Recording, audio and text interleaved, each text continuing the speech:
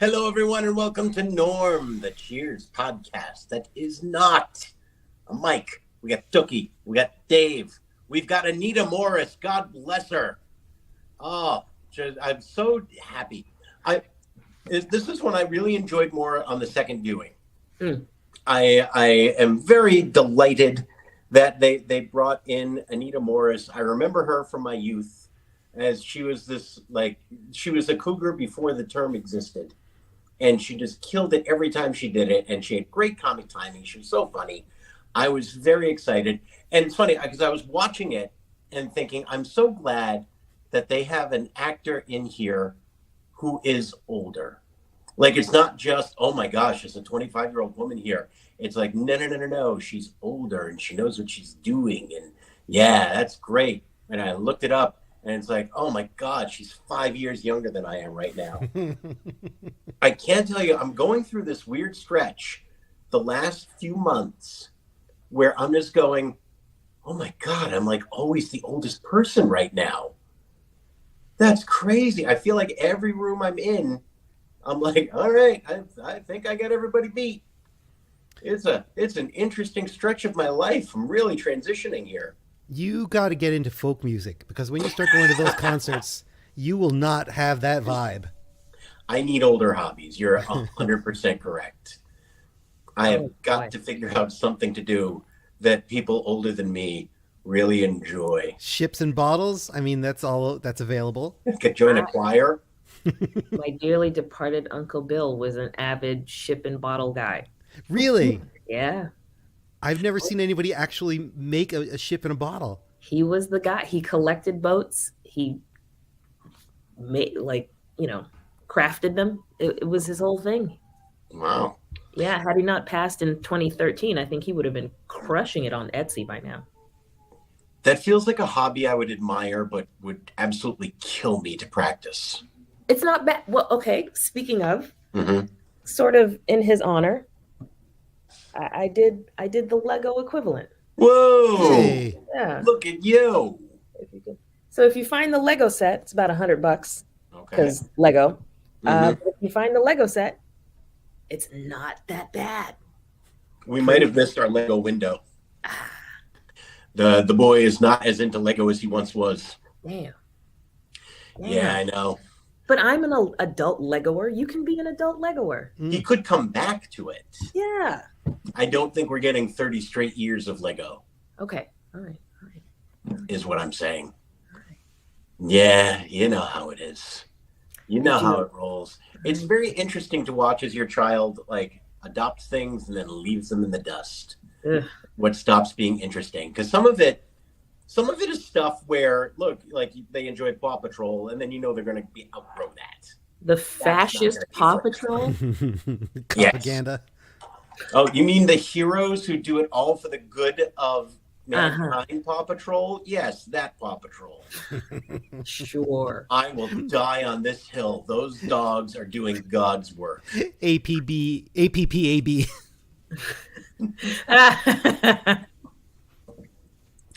But yeah, but then there's some stuff where they enjoy stuff that's much older people will enjoy, but for a little while they just decided I'm done with it. And Lego has been one of those things. He will do it sometimes still, but it used to be that he really obsessed over it, and if he got a new set, he had to finish it, and that was really fun. And then not so much anymore, which I guess is good. It means he's probably not obsessive compulsive. Yeah. I mean, are you doing what you can, though, to prevent him from becoming a Disney adult? No. Okay. I'm letting him be who he is. Okay. I'm letting him be his authentic self. Okay. That being said, I find no danger of him being a Disney adult coming up because he likes the rides. Yeah. But there's no part of him that's like, let me tell you about the first animated movie, and here's why it was special, and this is the backstory of the Jungle Cruise. It's like none of that. He's like, nope, I want to go on the ride, and I try to tell him a few tidbits, and he's like, okay, there's a guy over there who might be interested. Go talk to him. So I don't think that's danger. Okay. All right. I feel hopeful. Yeah, I feel hopeful about that. I think we're safe. Yeah, in this house as well. This is not a.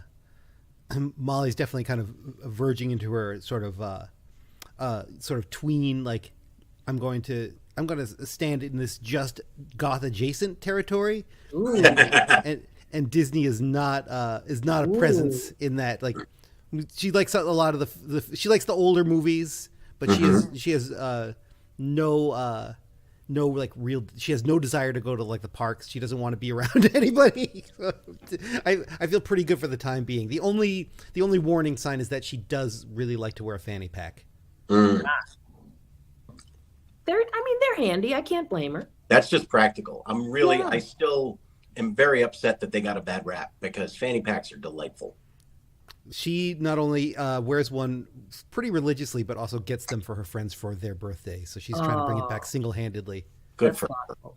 That's thought. I mean, and they're good cigar caddies. her. There you go. There you go. Is she still into Parks and Rec? That would really make me sad if she stopped enjoying Parks and Rec.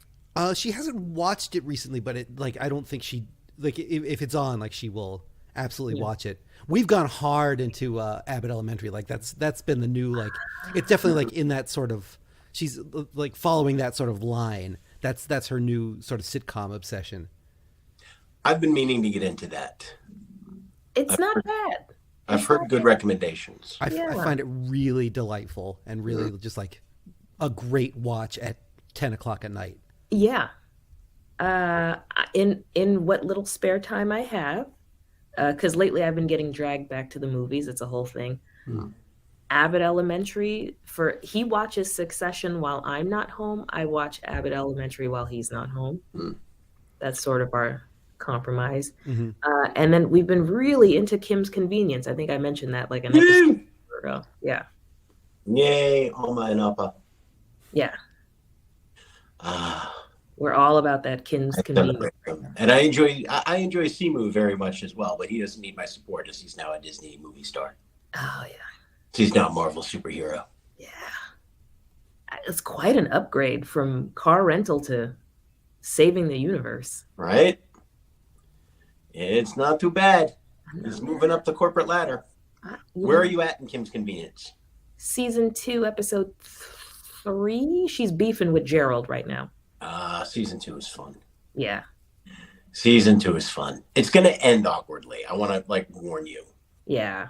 Because there was supposed to be another season, and then the showrunner was like, I think I'm done.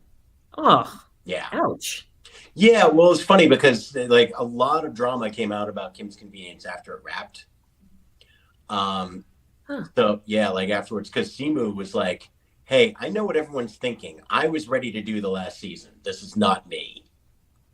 Yeah, everyone's like, oh, he's too big to do this. He's not going to do this Canadian sitcom anymore. And he was like, no, I wanted a good ending for this.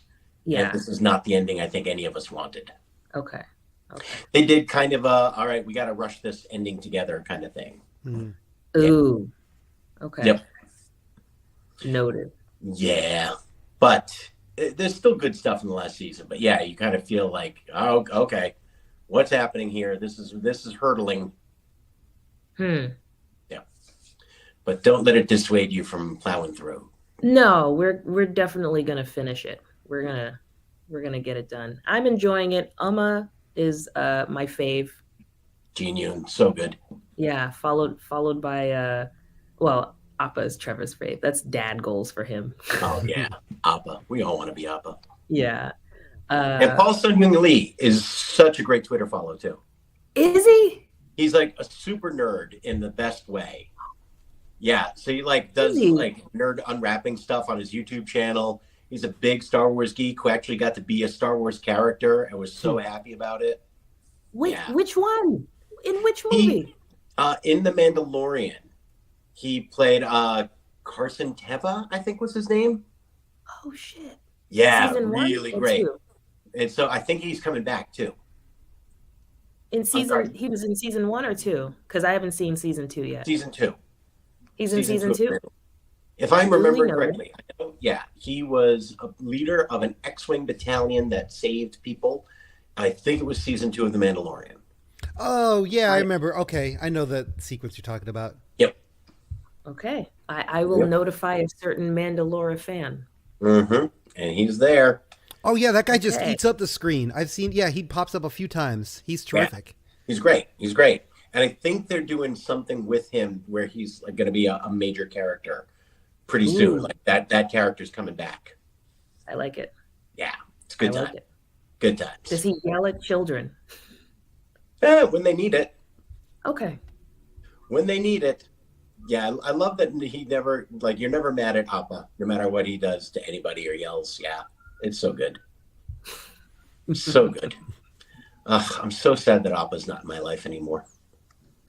Oh, Yeah, he's in here. He's in here. he is. He's great. Yep. All right. Let's delve into season 5, episode 19, Dog Bites Cliff. Lots going on here. This really felt like we're going to do our traditional stuff momentarily. But what struck me about this episode, both times I watched, was this feels like what Cheers was going to be after Diane leaves. Ooh. It felt a lot more like Sam is sort of the hub of the wheel, and all these folks are around, and he's like interacting with everybody and commenting on everything, and he's an important character, but it's not all Sam driving the action. So it's going to be a Cliff episode. It's going to be this happening with all the characters, shenanigans in the bar, as opposed to the relationship stuff driving the episode forward. It's a lot of good writing, a lot of good jokes, like a lot of, oh my goodness, what happened to Cliff? That kind of a vibe that I think is going to endure. And I almost wonder if this wasn't a test drive, because Shelley Long is in this episode so little that they were sort of like, all right, what if we just try this kind of an episode? Let's practice writing without Shelley. So let's have her just go to a Buddhist retreat for 2 weeks. And you're kind of going, I don't know if it was them wanting to write or if she was filming something and was just like, I can only do this one scene. I suspect the latter. But at the same time, I think they kind of used that to their advantage and said, all right, let's try this. Go ahead and film Hello again, and we're going to try this. Yeah, there is like a really genial Sam energy in this episode, which is I just like it was. I don't think it's a great episode of Cheers, but it's a very comfortable episode in a lot of ways, just for like the vibe that Sam is projecting. It's like, oh right, I get why these people want to hang out here. You could sit here for 6 or 8 hours and just kind of be around this guy. Yeah, not an all-timer where you're going, oh my God, like everything worked. But at the same time, I laughed both times I watched. I enjoyed it very much both times. But yeah, there's nothing that makes you go like, that's going to stick with me. Oh, you remember the episode where this happened? And part of it, I think, is Cliff being a main character in an episode where those episodes tend to be very good, but you don't have the emotional connection to Cliff to make you go like, this is very important to me right now. That's not there. And the whole time you're kind of like, he can be such a jerk to people that when something happens to him, you're not crushed for him. Mm-hmm. Yeah. So that'll always be something that will keep it there. But at the same time, every Cliff-centric episode is a funny one.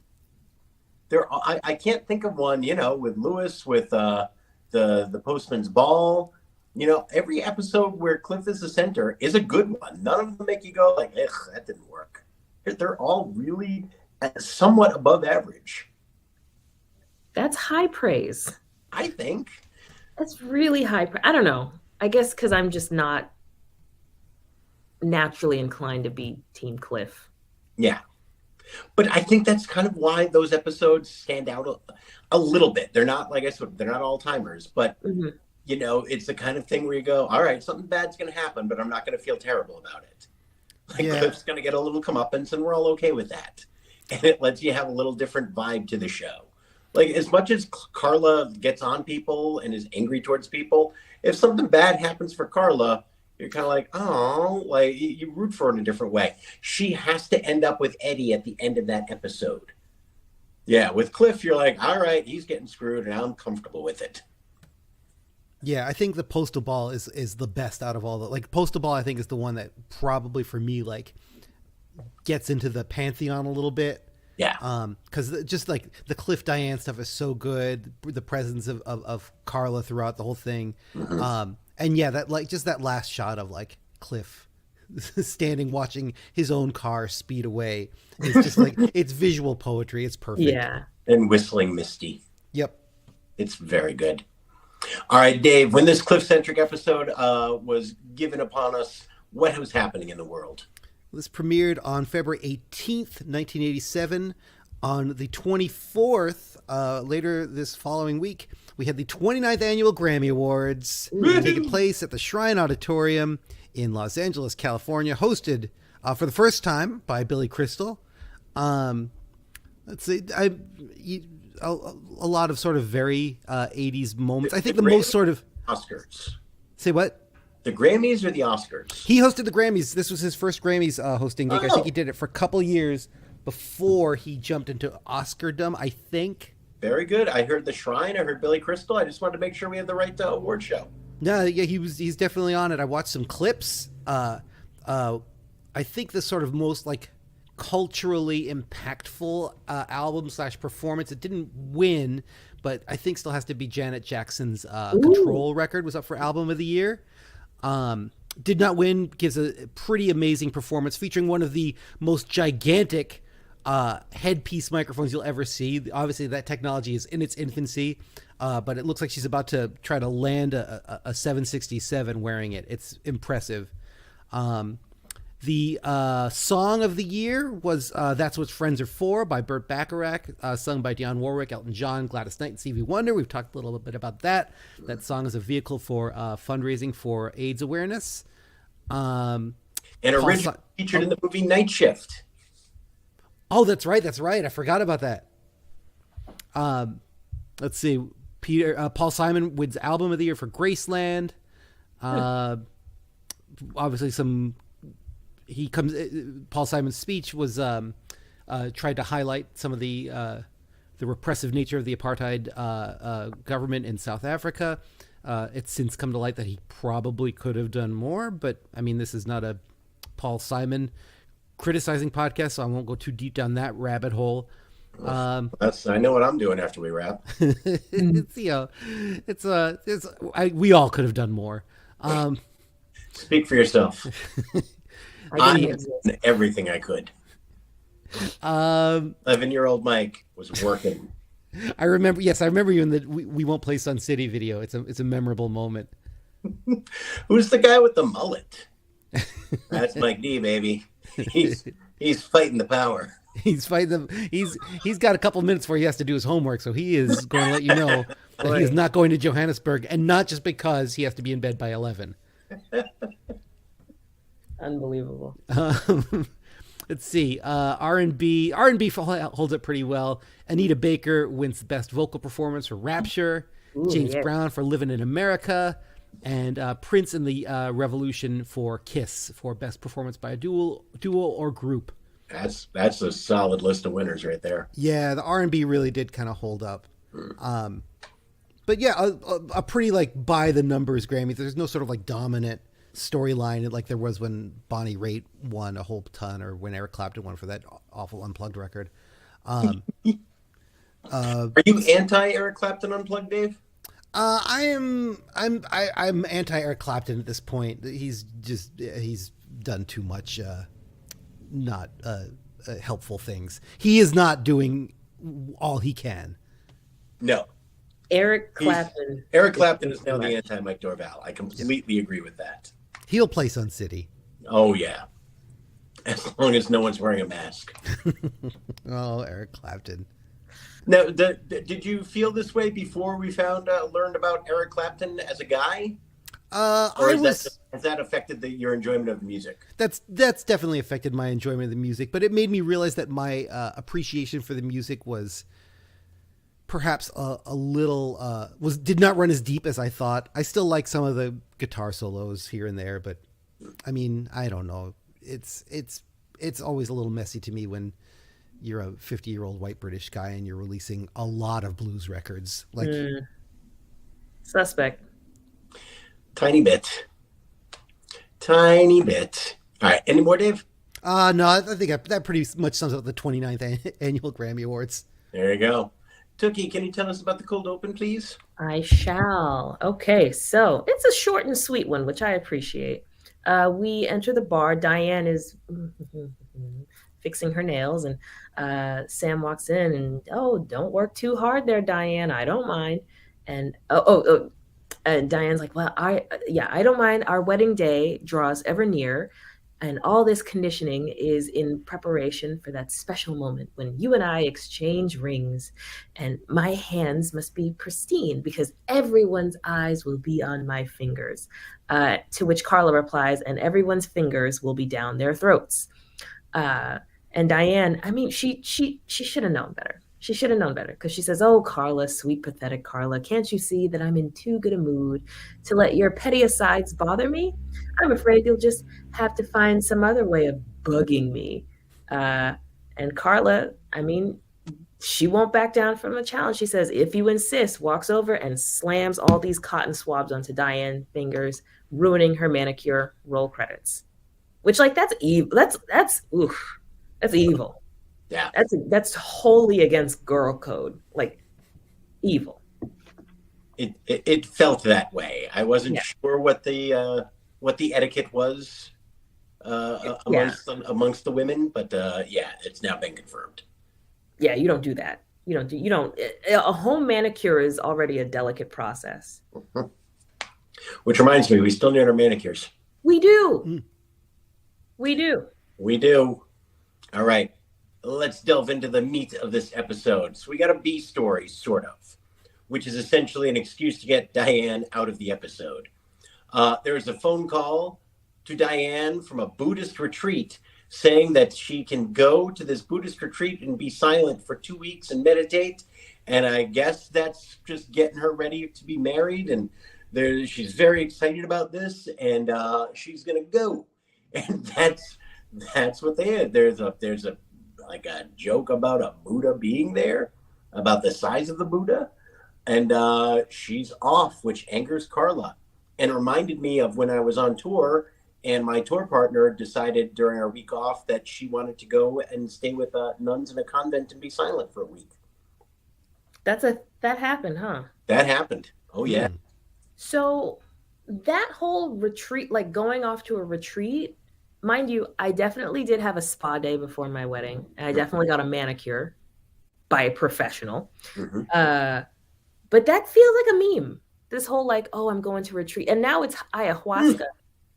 It's the ayahuasca retreats now, but like going off to a Buddhist monastery of some sort, like that's kind of a meme. It didn't strike me as a meme, but I could certainly be convinced otherwise. Yeah. It may just be because I actually lived it that it didn't feel like a meme. Fair. Like, often when we talk about, is that a meme? It's because, oh, this is something that happens over and over on TV. Like if I'd actually gotten like locked in a meat locker, I might not feel like that was a meme from Brady Bunch and Cheers and Gary Shandling Show and all of those. Yeah. Yep. That was one of the weirder weeks of my life where like the person I was spending all this time with said I'd rather be with silent nuns for a week than you.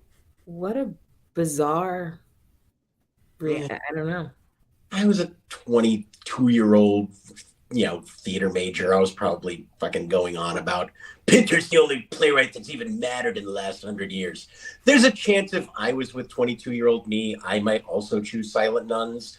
So I don't want this to be me trashing that woman too hard. Like if I was just watching it, I might have been like, yeah, go to the convent. So like, no hate on her. But yeah, so we were in North Dakota, and I was like, all right, I guess I'm just getting a hotel because I was too far from anywhere to do anything fun. Because sometimes we would get like a week off where we were near Chicago or a city and be like, all right, I'm going to go to games. I'm going to do this. I was in the middle of nowhere in North Dakota, and I had to get a cheap motel room, and I got sick, and there was a blizzard. So I was just in there watching like Leonard Nimoy's In Search of History and sneezing, and I couldn't drive, so I had to like walk to the nearest 7-Eleven to get food and come back. It was one of the less enjoyable weeks of my life. Good Lord, Mike. you were going through it. I was living it. It was a different time. And you got to remember too, it was the late 90s, so I didn't have a cell phone. I couldn't talk to anybody. Like I've never been that alone. As alone she thought she was in the convent. I was more alone in the motel. You know, she was with God. I was with Leonard Nimoy. He's all I had. I wouldn't mind that nowadays because we have internet. So if I had, Yeah, you have the chance to watch anything that you want. I'm yeah, talking to people. I'm reading the newspaper. I'm doing all, I'm checking ESPN. I'm playing games. I'm doing all that stuff. yeah, None of that. yeah, No computer, no nothing. I was just there. I was reading The Boys of Summer for probably the third time. It was rough. I shudder to think about that week. That was crazy. That's a truly monastic experience. And it's that like Midwest snow where you go, where's it all gonna go? yeah. Because it's everywhere's flat. Yeah. Oh, Yeah. oh, I hate this. It was quite a time. I'm glad you lived. I got through it, but barely. Anyway, that's a Silent Retreat story from Mike. The meat of the story. Cliff comes limping into the bar. Turns out he got bit by a dog, and he's furious about it. And then people say, you could sue. And somehow Frasier is this tip of the spear for that, saying, I have a friend who would take it on a contingency basis. So apparently Frasier's really tight friends with some real ambulance chasers. I have a theory. I think it's because that they realized at a certain point that Frasier is by far the best exposition vehicle deliverer. Like I think Kelsey Grammer is just he's really good at big chunks of dialogue, making them sound somewhat plausible. Mm-hmm. He's really kind of like a secret weapon in that way because you can kind of deploy him to like spill a paragraph to explain what's going on, and then he can make a funny reaction shot a minute later. So he's well used in that way. Solid point. And so we've got Cliff coming in, deciding that he's going to sue. He left a note in the mailbox of the dog owner. And he thinks he's going to get $200,000 for getting bit. And as someone who has been bit by a dog, I can tell you don't get $200K.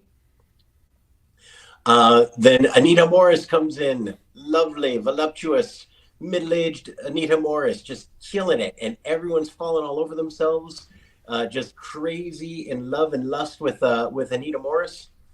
And Cliff cannot speak, which leads to one of the funnier exchanges, and very much the Sam that Sam would be later on, which is, just fueling the jokes, setting people up really beautifully, being funny himself and making everybody else funnier.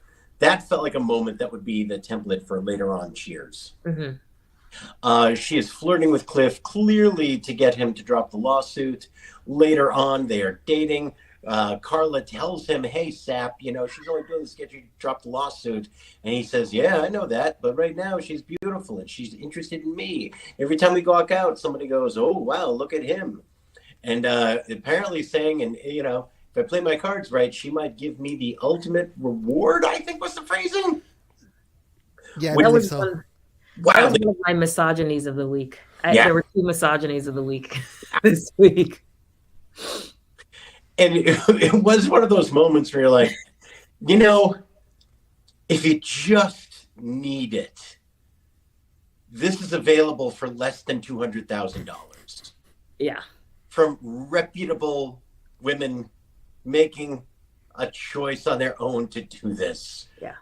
Would you not rather go that route, Mr. Clavin? Is this really how you want to do this? Yeah, it was very weird. Well, I know we haven't got to that section yet, but when Cliff called Sam and said, I have a confession, like, did all of your loins gird themselves as mine did?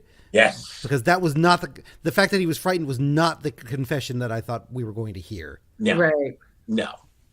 We were all expecting it. And I think they were basically saying it without saying it. Sure. I was grateful that at that point, at least they chose not to say it. Yeah. Yeah. But yeah, so Anita comes in. She's like, I have to confess, I wanted you to drop the lawsuit. Here's a waiver my lawyer gave you. Now I want you to tear it up because I care about you so much. And what if we just go to a hotel? Well, the Ritz is around the corner. Great. And they go around the corner and somehow he has pajamas and she has a lingerie. which to me is a very meme, where it's, all right, we're going to this hotel. Somehow we've got these garments that are there that came out of nowhere. Maybe she would bring lingerie because she was planning this, but why does she have pajamas? Yeah. This is the same. Did really nice hotels in the 80s provide pajamas? Oh my God, the amount of skeet in those jammies alone, probably, if they're right. Run a black light through the pajama supply. Oh. And just that idea of putting on full button-up pajamas so that you can take them off is weird. I know it's a TV show and you got to cover up John Ratzenberger, but it still looks weird. No, this is in the same vein of why were Cliff's shoes off? Where did he get pajamas? Yep. Where did he get pajamas? Weird stuff. So they're in the hotel. He makes the very funny phone call over to Sammy to admit that he's frightened. She comes in her negligee. They're getting together, and he's saying, some people thought you were only doing this to do the reward. Oh, I wish I could just be done with all of those thoughts and give myself to you freely. And then one of the best exchanges, which was in my running for joke of the week, where she's like, I do have another copy. Oh, what a break. And yeah, he's so happy. And signs the release. And then she has to check her messages. And yeah, then later on in exposition, we find out that apparently her husband has come back from the dead. And so what can you do? And end of show. Mm-hmm. Yeah, I really did think it was very, very funny. I thought I had a lot of contenders for my joke of the week, which to me is a very good sign of a good episode. There were a lot of different ways I could have gone with it. So I was very fond of it. Yeah, what were you thinking? I mean, Tookie, I know you were writing down misogynies of the week. Was this too creepy a concept for you to completely embrace as an episode? It was, it was fine. Because we have a woman, exercising agency. She's, using her feminine wiles on her own terms. I mean, for nefarious purposes. Right. But, but in the world of Cheers, there are worse things. There are far worse things, yeah. But she has agency in the matter. The misogynies of the week are mostly on Cliff's part because he doesn't know how to handle the opposite sex. So it's a matter of just like, the whole, I might, I'm going to get something out of this.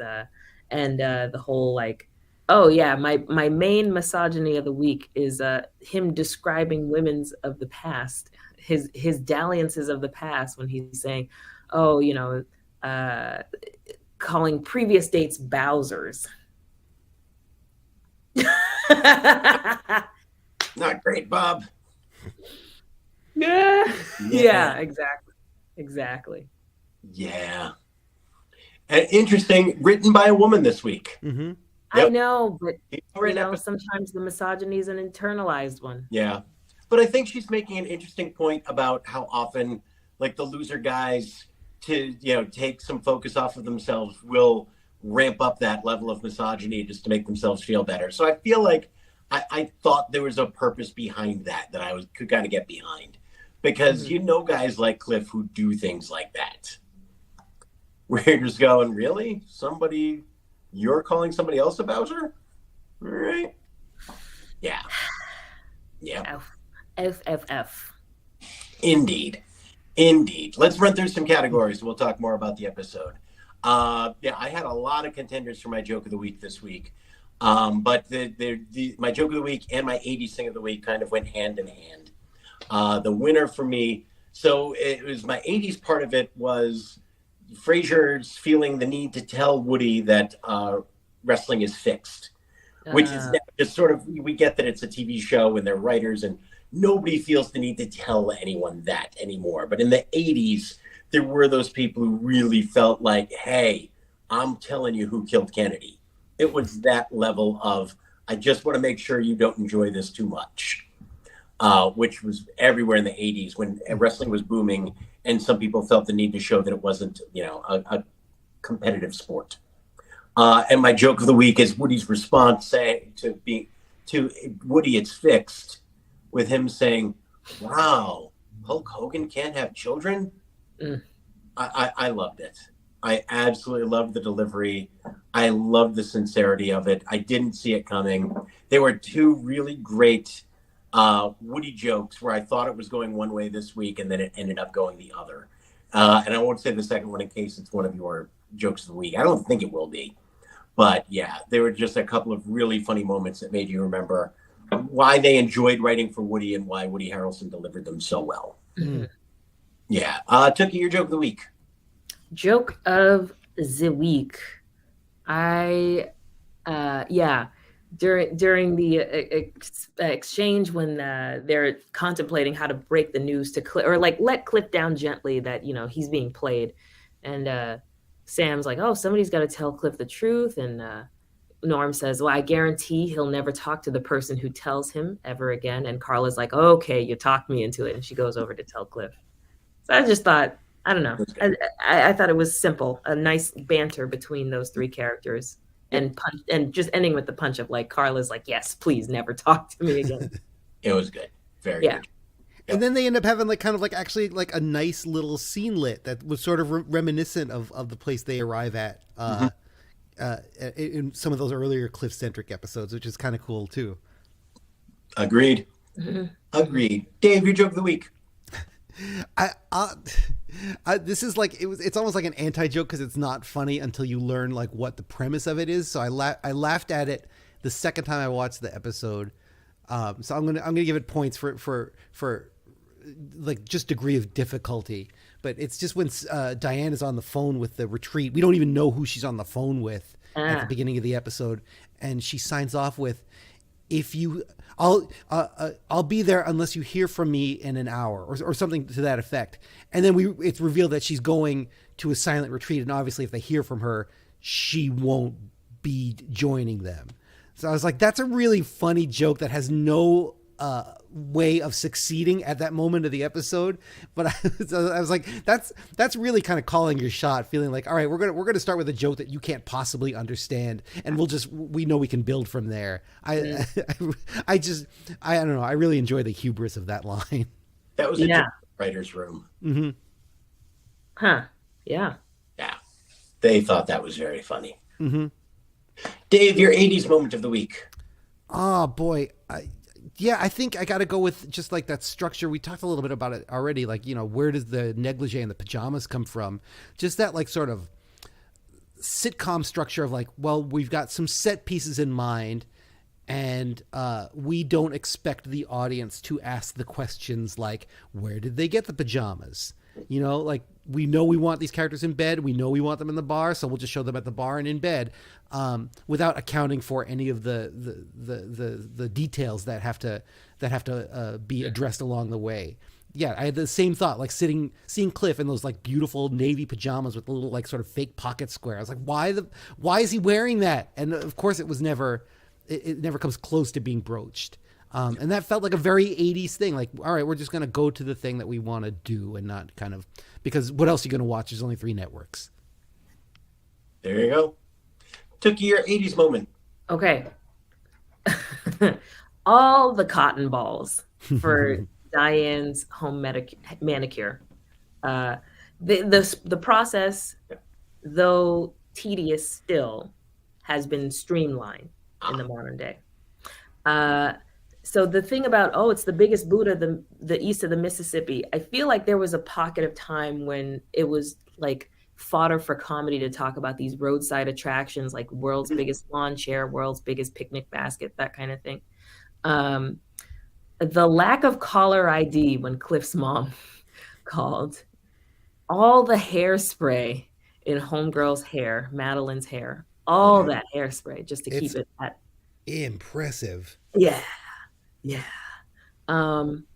Carla calling Cliff Hopalong, as in Hopalong Cassidy, and I feel like there is a point in time in which that reference no longer held weight. I don't know what a Hopalong Cassidy is. I failed to Google it this week, but I know that it's before my time, but something that you probably called somebody who's a dork. It was an actual character. Okay. Hopalong Cassidy, I think, was a singing cowboy. Okay. I could be mistaken about that. I know that Hopalong Cassidy was an actual character, though. Okay, Yeah. noted. And then only a couple left, I promise. When Cliff is on the phone with Sam and he says she's in the John putting on her best bib and tucker. What? I was in the 80s, and I don't know what the hell that was. Okay. Okay. That might be an old timey thing. Because to be fair, Cliff was a whole middle-aged man by the 80s. So we'll leave that in the ether.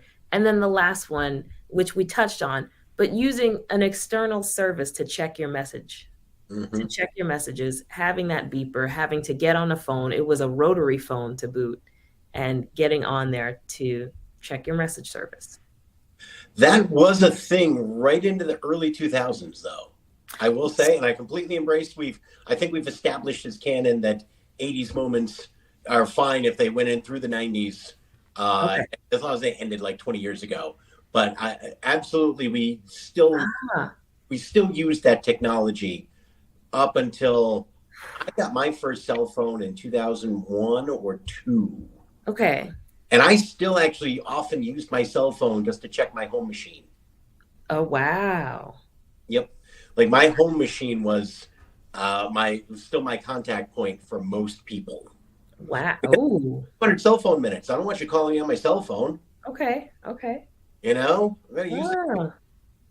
Okay. Yeah. Interesting. But she was using a beeper.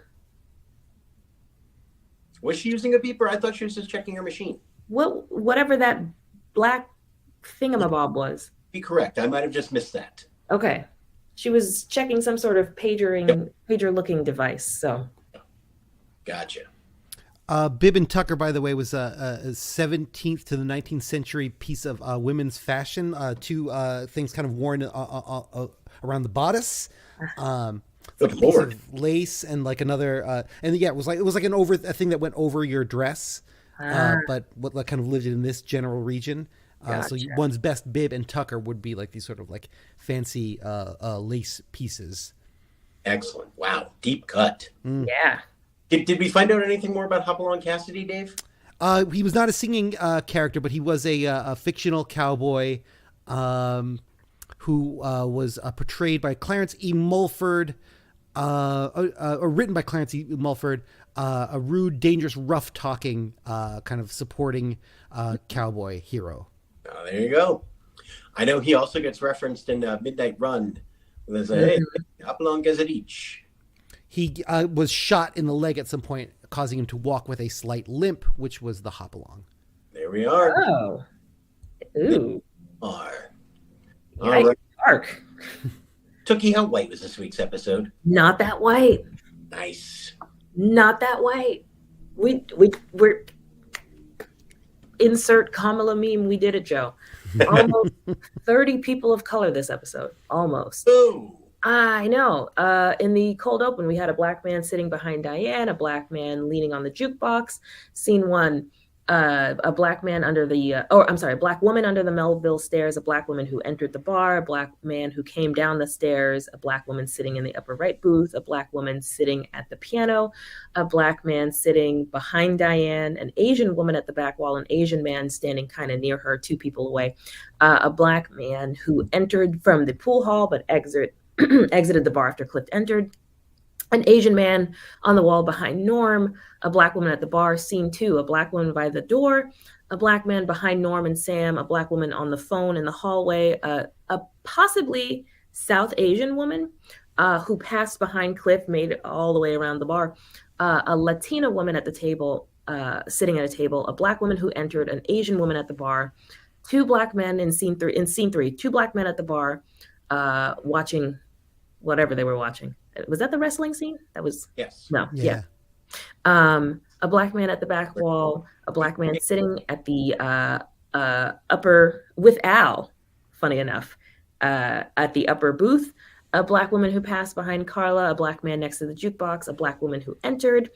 Scene 4, a black woman at the bar, and then scene 5 afterwards is just repeats of those extras because Cliff comes back in with his tail between his legs. 28 people of color. All right. Yeah. There we go. Yeah, Okay. so they crushed the background extra work this week. Woohoo. It was genuinely kind of surprising to during that. I think it's when Cliff and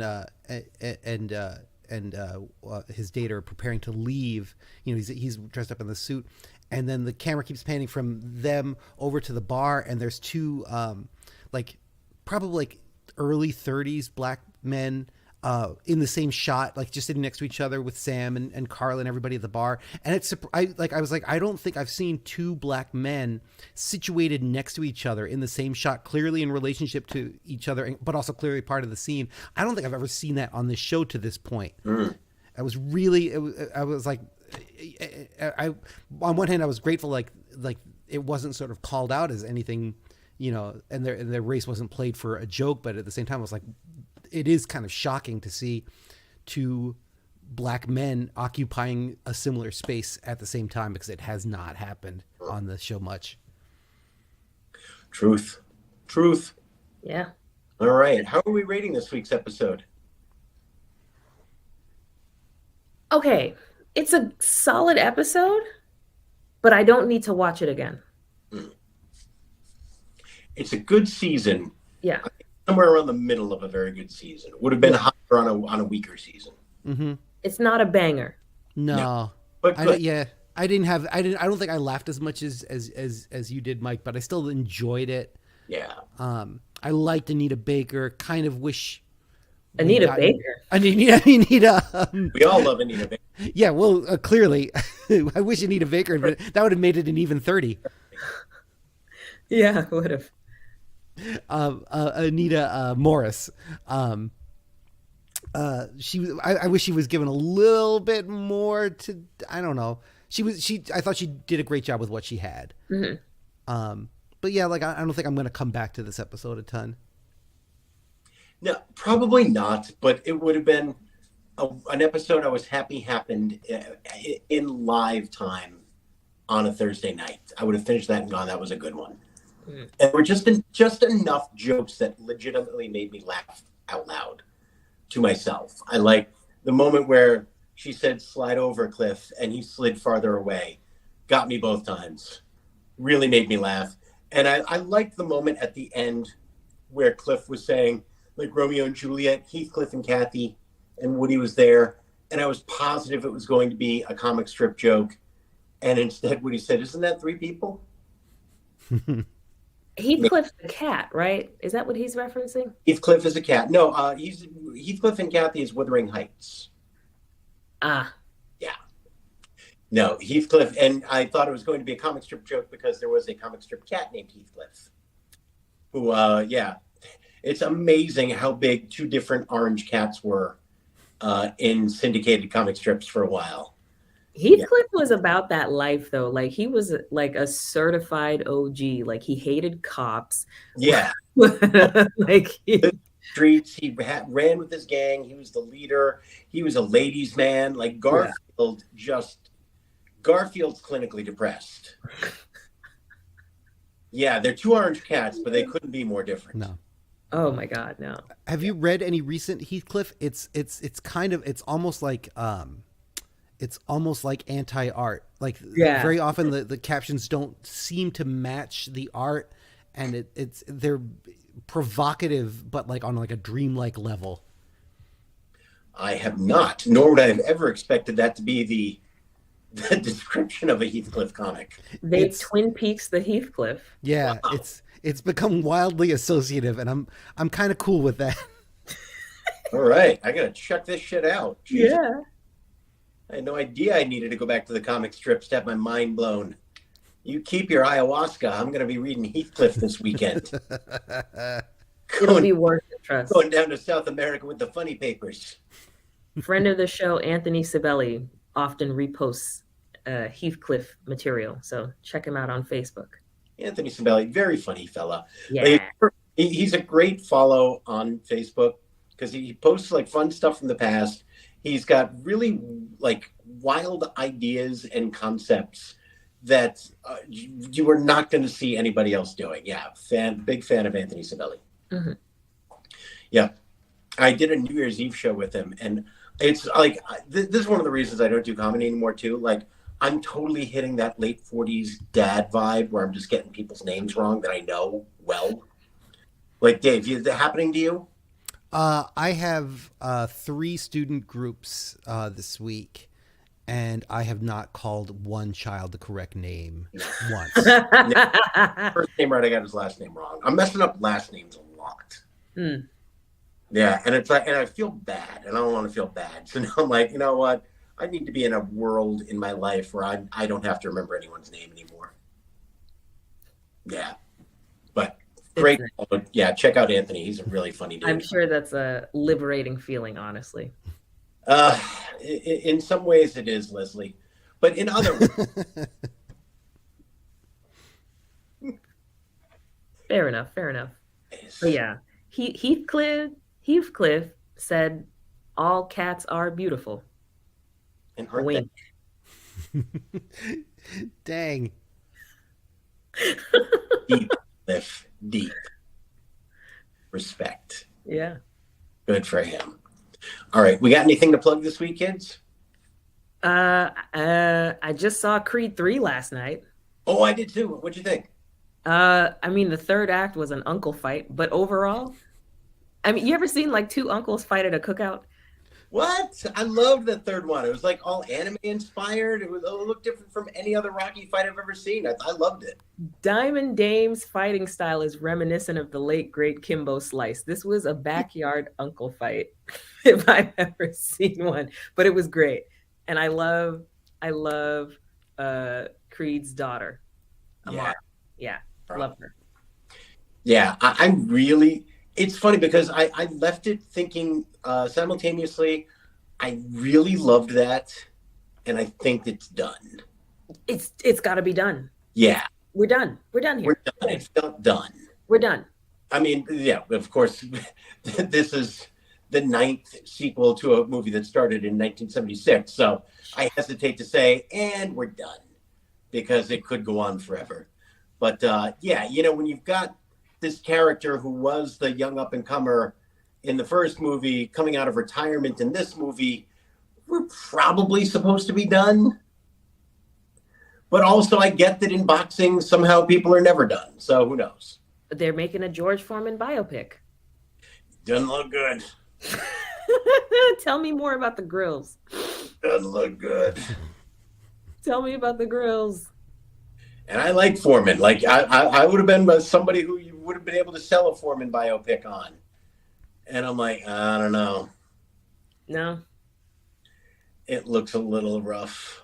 Who's playing George? Jason Alexander. Okay. Jason Alexander? From Merrily We Roll Along? What do you mean? I'm sorry. He was playing George from Seinfeld. Oh.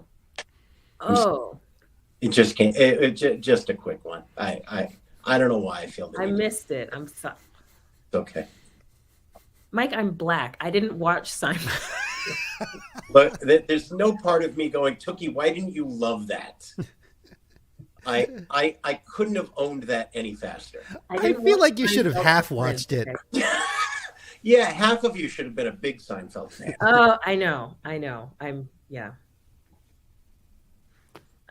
No, inside us are 2 wolves. I get it. Are you a Curb person, either of you? Oh God, no. Your enthusiasm? Oh, I love it. That guy is not me. Yeah. I can't watch it. I'll enjoy it every so often, but I don't seek it out too much. I cannot deal in cringe. I cannot deal in cringe. There are parts that obviously make me uncomfortable, but I could watch Palestinian Chicken all day long. Oh, that's such a... When Curb is right, it's so right. Different from anything else on TV. Yeah. It's good. All right, but we were plugging shows there. Oh. So you went to Creed 3. So went to Creed 3. I'll be at Nick's Comedy Stop on Friday night, opening for a good friend of the show. Friend of the show, John Baglio. He's headlining. Huzzah, Johnny Baglio. Yeah. Excellent. David? I will be playing at the Music Mansion in Providence. They're hosting a benefit for the Manton Avenue Project, a local playwriting group for elementary school kids. So the first half of the show is going to be people singing songs from map shows, and then I'm going to do the second half of the show with my friend Keith Munslow. We're going to play through a bunch of songs, and it should be a good time. Great show, great cause. You should have clearly go to this. So every Greater Rhode Island area, go check that out. And Tookie doesn't look like she has anything else to say, so I think we can just sign off. No, if you're in the Rhode Island area, obviously go see Dave. I just remembered headlining Hideout on their penultimate show this Saturday at 7:30. Awesome. Hideout, great place to catch a show. One of their penultimate show at the White Horse Tavern. Go check that out. Tookie is always fun. It's a great spot to see a show in. Definitely. All right. Until next week, as we hurtle towards the end of season 5, I'm Mike. That's Tookie. That's Dave. We're going to miss you. Keep it real, Heathcliff.